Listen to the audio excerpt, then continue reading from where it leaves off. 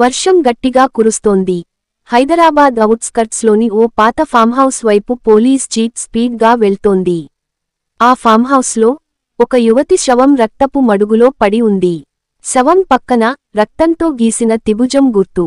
అది చూసిన వారందరికీ గుండెల్లో గుర్తు తెలియని భయం ఏర్పడింది. ఈ కేసును హ్యాండిల్ చేయడానికి ఏసీపీ అర్జున్ వర్మ వచ్చాడు. మరణించిన యువతి పేరు సంధ్య అని కనుగొన్నాడు. కఠినమైన, తెలివైన ఆఫీసర్. కానీ గతంలో ఓ సీరియల్ కిల్లర్ను మిస్ చేసుకున్న గిల్ట్ ఇంకా ఆయనను వదల్లేదు.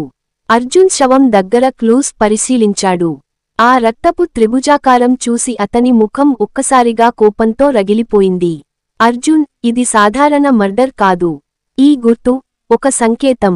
గతంలో నేను చూసిన గుర్తే ఇది అని మనసులో అనుకున్నాడు. ఈ కేసులో 3 అనుమానితులను గుర్తించారు. 1 రాహుల్, సంధ్య ఎక్స్ బాయ్ ఫ్రెండ్. 2 మాయా, సంధ్య ఫ్రెండ్, కాని ఎప్పుడూ పోటీ పడుతూ ఉండేది. 3 సతీష్, ఫామ్హౌస్ కేర్టేకర్. అర్జున్ రాహుల్ని అడిగాడు, నువ్వు ఆ రోజు సంఘటన జరిగిన సమయములో ఎక్కడ ఉన్నావు? రాహుల్ కొంచెం తడబడుతూ, నేను అక్కడ లేను సార్. కానీ అని అన్నాడు. కాని ఆయన ఫోన్ లొకేషన్ మాత్రం అదే ఫామ్హౌస్ దగ్గరే చూపించింది. మాయాని కూడా పిలిచి మీ మధ్య గొడవలు, పోటీలు ఏంటి అని అడిగాడు. దానికి ఆమె, అవును, గొడవలు జరిగేవి, కాని నేను ఆమెను చంపను సారని చెప్పింది. సతీష్ ని కూడా అడిగారు కానీ సతీష్ భయంతో, నేను కేవలం కేర్టేకర్నే సార్, ఏం జరిగిందో నాకు తెలియదు సార్ అన్నాడు. అర్జున్ సంధ్య ల్యాప్టాప్లో ఒక సీక్రెట్ డైరీ ఫైల్ కనుగొన్నాడు. దానిలో సంధ్య, నన్ను ఎవరో ఫాలో అవుతున్నారు, త్రిభుజం గుర్తు కనిపించినప్పుడల్లా నాకు గుండె ఆగిపోతుందనిపిస్తోంది అని రాసింది. ఇది చదివిన అర్జున్కి ఒక్కసారిగా షాక్. ఎందుకంటే ఇదే గుర్తుతో ఆయన గతంలో ఓ సీరియల్ కిల్లర్ కేసును వదిలేశాడు.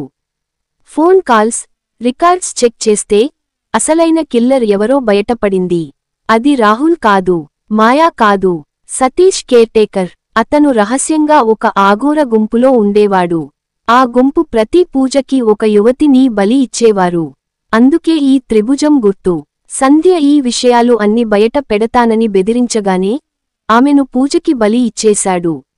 అర్ధరాత్రి అదే ఫామ్హౌస్లో సతీష్ మరో అమ్మాయిని బలి ఇవ్వబోతున్నప్పుడు ఏసీపీ అర్జున్ అక్కడికి చేరుకొని, నీ బండారం బయట పడింది సతీష్ అని అంటాడు. వెంటనే సతీష్ తప్పించుకోవడానికి పరుగెత్తాడు. అలా పరుగెత్తుతూ రైల్వే ట్రాక్ దగ్గరకు వెళతారు. ఇద్దరి మధ్య గట్టి పెనుగులాట జరుగుతుంది. చివరికి అర్జున్ అతన్ని కట్టేసి అరెస్ట్ చేస్తాడు. అంతలో వర్షం మొదలవుతుంది. కొద్దిసేపటికి వర్షం ఆగింది, చీకటి పడింది. చంద్రుడు వెలుగుతాడు. ACP Arjun cigarette వెలిగిస్తాడు.